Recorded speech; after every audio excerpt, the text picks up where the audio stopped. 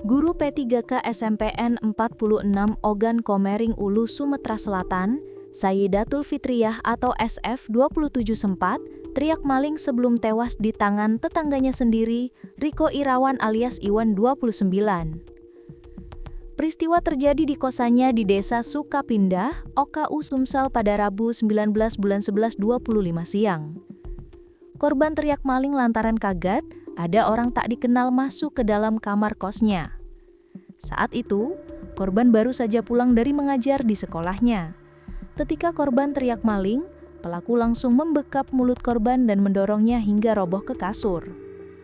Setelah itu, dia menindih tubuh korban sambil memegangi tangannya.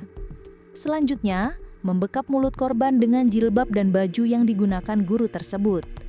Dia juga mengikat tangan dengan dasi yang digunakannya. Sedangkan kakinya diikat menggunakan jilbab yang tergeletak di kosan korban. Melihat korban sudah tak berdaya, Riko langsung mengambil handphone merek Oppo milik korban. HP itu kemudian disimpan tersangka di halaman rumah salah satu temannya. Kemudian tersangka melarikan diri ke rumah orang tuanya di Dusun Munggu, Kecamatan Muara Kuang, Kabupaten Ogan Ilir, ujarnya Kapolres UKU, AKBP Endro Aribowo dalam rilis tersangka di Mapolres UKU pada Jumat, 21.11.25 siang, dilansir dari Tribun Sumsel.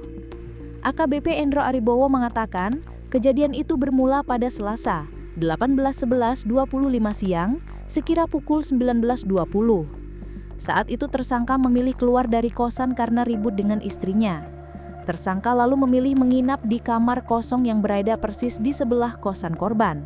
Ujarnya Jumat 21.11.25 siang.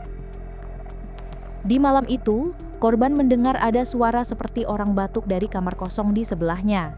Cemas dengan itu, korban lalu menelpon pemilik kosan dan melaporkannya. Keesokan harinya Rabu 19.11.25 siang, pemilik kosan datang untuk mencari tahu sumber suara yang dilaporkan korban.